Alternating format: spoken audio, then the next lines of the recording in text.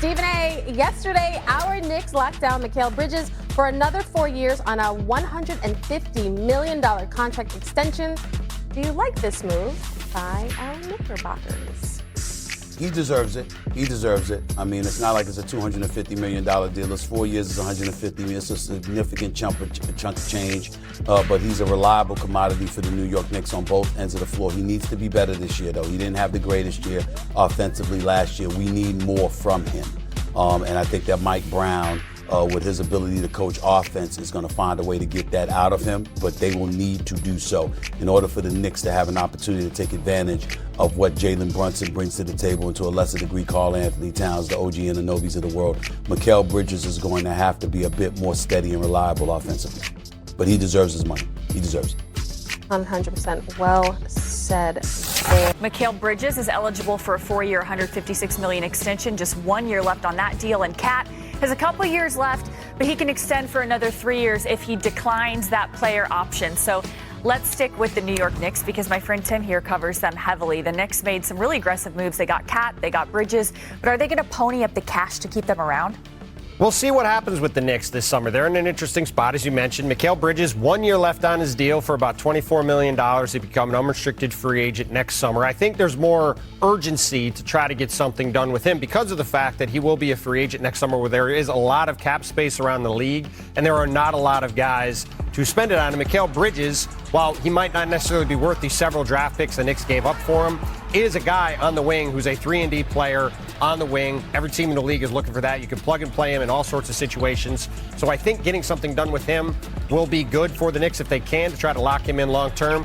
The Karl Towns situation is interesting. As you said, he could sign a 3-year extension potentially this summer. He's got 2 years left plus a player option for $61 million. A little less of a need to get something done right away. But the Knicks obviously like their group together. They're trying to build forward in the East. And with all the injuries that have happened, it's really the Knicks and the Cavs and everybody else out in the Eastern Conference. 100%. DDJ, let's get to you because this version of the Knicks are tied with the Cavs, as he was alluding to, for the best odds to win the Eastern Conference. Is this the core that can get the Knicks over the hump? It's got to be. I mean, this needs to be the core that gets them there this year. I mean, this has laid out for them perfectly.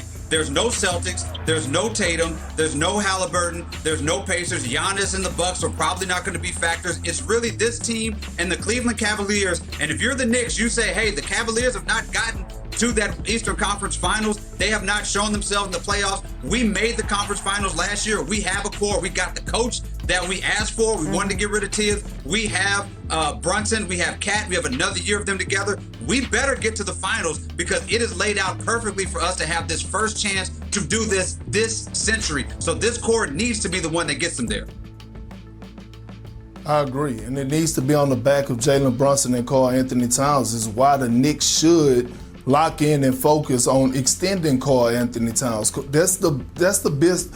Karl Anthony Towns is the best big man they've had since Patrick Ewing, right? He's still a top 5 big in the NBA right now. Like all NBA last year, All-Star last year. And although he had trouble defensively against the Pacers, he still put up some great numbers in the Eastern Conference Finals. So when you look at what they could do together, right, they have a year under their belt. Last year, they were one of the best pick and roll duos in the NBA. You lock in Karl Anthony Towns. I don't give a damn what nobody say. Mikal Bridges could wait. You go ahead and lock in one of those guys. You got Jalen Brunson. You locked them in last summer, and then you continue to build off of that. Everybody else around those two, except for the exception of OG Anunoby, are auditioning, right? Mikal Bridges, he got to come with it and come better. Obviously, him and Tom Thibodeau didn't see eye to eye. We saw some of the statements, some of the meetings that they had last postseason. Now you got a new coach in Mike Brown. Let's see what you bring to the table on a consistent basis. I don't know if our crack producers can pull back up the numbers on the odds to win the Eastern Conference on the screen that they showed before, but with the Boston Celtics having Jason Tatum out for the year, with the Indiana Pacers having Tyrese Halliburton out for the year and losing Miles Turner in free agency, you had the third and fourth odds last year, as you see right here, thanks to our producers. The Orlando Magic, who have not won a playoff series since 2010, when Dwight Howard lost to Perk in the Celtics in the conference finals in Game 6, which I was at. And listen, I was there for it. It was a great game. And the fourth favorite are the Atlanta Hawks, who did not make the playoffs. Yeah, it's wide open. it's not wide open. Those two teams at the top, they are way ahead of the field, right? For both the Knicks and the Cavs, this is the opportunity they have to take advantage of. Both these teams have young cores that they put together that they thought had long runways. They did not think the runway was going to get this clear this fast with the Celtics being out of the way and with the Pacers being out of the way because of injuries. For both the Knicks and the Cavs, as I believe David said earlier, the urgency is now to get to the NBA Finals and give yourself a chance to win a championship because these opportunities do not come along very often. You're never going to have a better chance than they both do this year. Yep, great stuff. All right, next, the trophies. That was me. That was me. And I know it's early. I get it.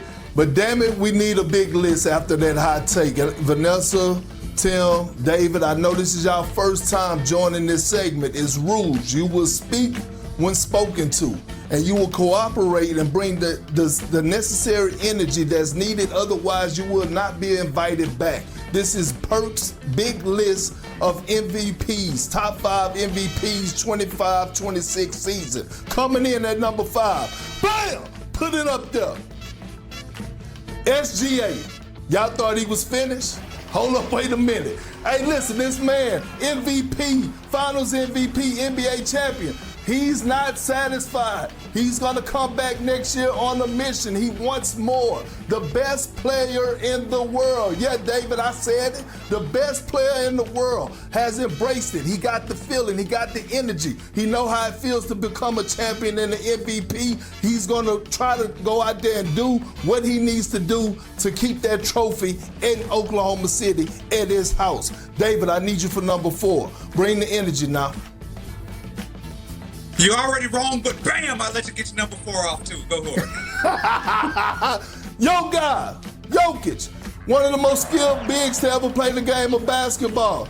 Look, the Denver Nuggets made moves, right? They got a new coach last season. They just got Cam Johnson, right? They got back his good friend who he won a championship in Bruce Brown. I believe Jokic is going to come back with new life, new energy, which is scary for the rest of the league. The man already finished second last year. He's going to try to go win him another one while the Denver Nuggets win games in the tough Western Conference. Tim, where you at? I need you at number 3. I mean, I'm excited to see where we're going with this because these are the two guys that have finished first and second last years, but I'll give it to you. Bam! Let's see who's number 3. Anthony Edwards. You heard what he said when he exited the Western Conference Finals in the postseason? He said no one is going to outwork him. And I believe him. I believe this man is going to come back. I believe he's going to average 30 next season. I believe he's going to be on a mission. He was embarrassed in the Western Conference Finals. And we know how a man like Anthony Edwards thrives when adversity hits, when accountability hits. He always come back stronger. Vanessa, where you at, girl? I need you at number 2. Put it up there. This is my first time. Bam! There we go. Giannis Antetokounmpo.